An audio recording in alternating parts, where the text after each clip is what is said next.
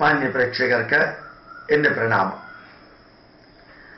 വളരെ ചെറിയൊരു കാര്യം നിങ്ങളോട് പറയാൻ വേണ്ടിയാണ് ഇന്ന് രണ്ടാമത്തെ വീഡിയോ റെക്കോർഡ് ചെയ്യുന്നത്.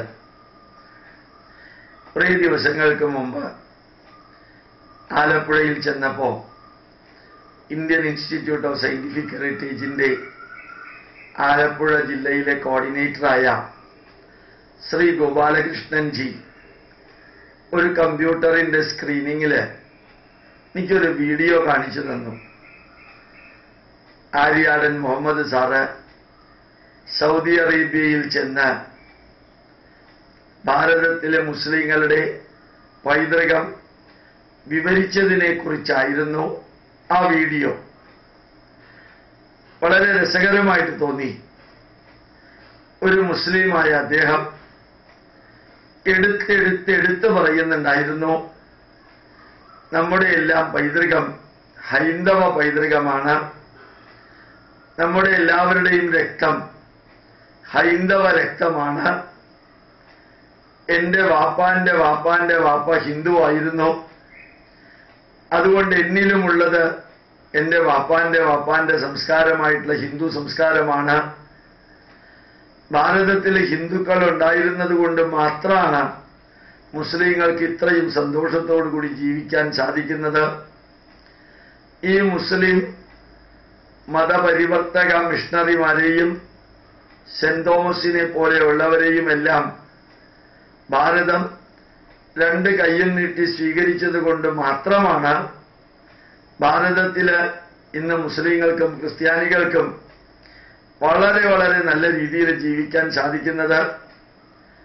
അത് മാത്രമല്ല, ഹിന്ദു രാജാക്കന്മാര് ഈ മിഷണറി പ്രവർത്തനത്തിനായിട്ട് വന്നവരെ ഒരു വേദനയും ബുദ്ധിമുട്ടും ഇല്ലാതെ സ്വീകരിച്ച് അവർക്ക് കച്ചവടം നടത്താനുള്ള അവസരം കൊടുത്ത് അവർക്ക് അവരുടെ പള്ളികളും മസ്ജിദും പണിയാനുള്ള സാധനങ്ങളും ഭൂമിയും കൊടുത്ത് ആ മുസ്ലിങ്ങൾക്കും ക്രിസ്ത്യാനികൾക്കും വളരാൻ ആവശ്യമായിട്ടുള്ള അവസരങ്ങൾ ഒരുക്കി അങ്ങനെ ധന്യമായിട്ടുള്ള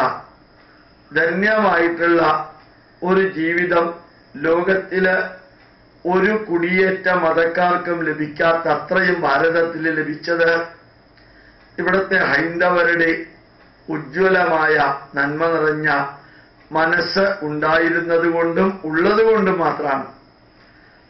ഇന്ന് ഭാരതത്തിലെ ക്രിസ്ത്യാനികളും മുസ്ലിങ്ങളും സന്തോഷത്തോടുകൂടി സംതൃപ്തിയോടുകൂടി ജീവിക്കുന്നു എങ്കിൽ അതിൻ്റെ പൂർണ്ണമായിട്ടുള്ള ഉത്തരവാദിത്വം ഇവിടുത്തെ ഹൈന്ദവർക്കാണ് എന്ന് സൗദി അറേബ്യയിൽ വന്ന്, ഇന്ത്യയിൽ ആയിരുന്നില്ല അദ്ദേഹം സംസാരിച്ചത്, സൗദി അറേബ്യയിൽ വന്ന് അദ്ദേഹം ആവർത്തിച്ച് അഭിമാനത്തോടുകൂടി പറയുകയുണ്ടായി.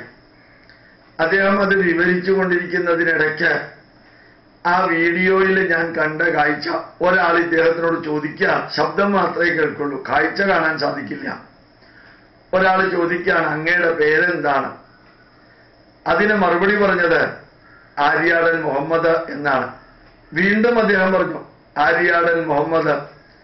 ആ മുഹമ്മദ് എന്ന് അദ്ദേഹം വീണ്ടും പറയാൻ കാരണം, ഞാൻ ഇപ്പോൾ ഒരു മുസ്ലിമാണ്, എൻ്റെ ഭാര്യയും മക്കളും എൻ്റെ കുടുംബവും എല്ലാം ഇസ്ലാമിക ചിന്താധാരകള് വെച്ച് പുലർത്തുന്ന ആ പാതയിലാണെങ്കിൽ പോലും ഞാൻ എൻ്റെ പൂർവീകരുടെ സംസ്കാരത്തെ, എൻ്റെ പൂർവീകർ ചെയ്ത നന്മകളെ, എൻ്റെ പൂർവീകരുടേതായിട്ടുള്ള മൂല്യങ്ങളെ അതൊന്നും തിരസ്കരിക്കാൻ ഞാൻ തയ്യാറല്ല എന്ന് അസന്നിഗ്ധമായിട്ട് പ്രഖ്യാപിക്കാൻ മാത്രമല്ല, അത് മുമ്പിലുള്ള സൗദി അറേബ്യയിൽ ജോലി ചെയ്യുന്ന കേരളത്തിലെ മുസ്ലിങ്ങൾ, ഇദ്ദേഹം മലയാളത്തിലാണ് സംസാരിച്ചത്, അപ്പൊ കേരളത്തിലെ മുസ്ലിങ്ങളോടായിരിക്കും സംസാരിച്ചത്.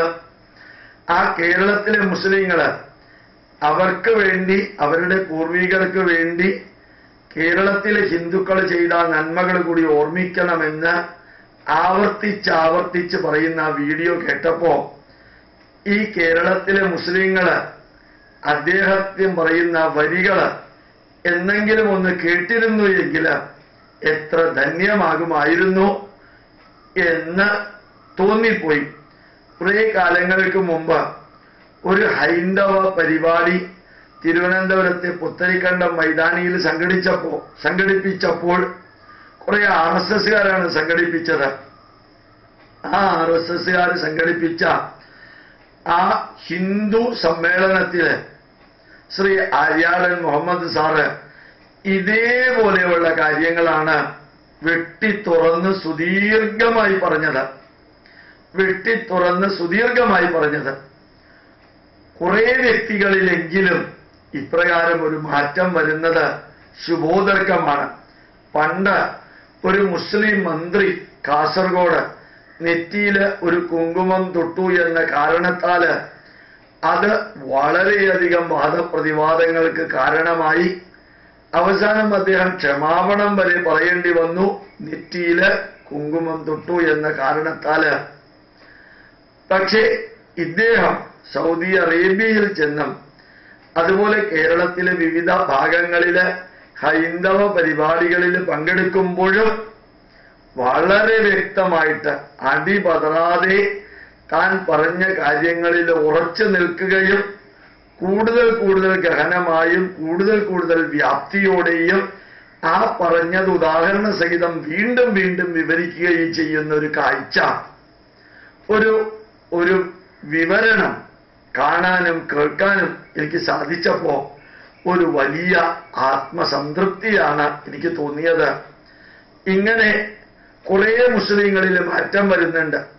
വർക്കല കഹാർ എന്ന് പറയുന്ന ഒരു MLA ആയിരുന്നു മിനിഞ്ഞാന്ന് കിളിമാനൂര് ഭാഗവത സപ്താഹം ഉദ്ഘാടനം ചെയ്തതും ആ അമ്പലത്തിലെ ഫണ്ട് ഉപയോഗിച്ച് കുറെ നല്ല രീതിയിൽ പാസ്സായ കുട്ടികൾക്ക് അവാർഡ് കൊടുത്തതും വർക്കല കഹാർ എന്ന മുസ്ലിമായിരുന്നു.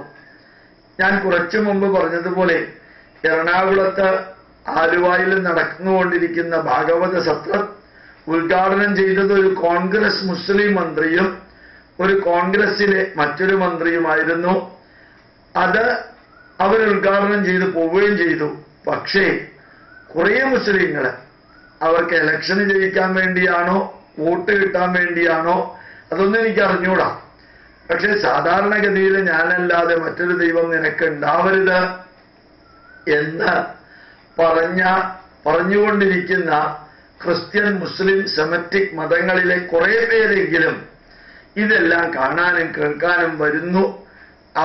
അവരുടെ മനസ്സിലുള്ള നന്മകള് എല്ലാ മതങ്ങളും ഒരുമിച്ച് നിലനിൽക്കണം ഭാരതത്തിൽ എന്ന് വ്യക്തമായിട്ട് പ്രഖ്യാപിക്കാൻ പാകത്തിലുള്ള പ്രവൃത്തികൾ ചെയ്യുന്നു എന്ന് കാണുമ്പോൾ അത് ഈ യൂട്യൂബിലൂടെ നിങ്ങളുടെ മുമ്പിൽ സമർപ്പിക്കാൻ വളരെ സന്തോഷമുണ്ടെന്ന് അറിയിക്കുന്നു. പ്രണാമം, നമസ്കാരം.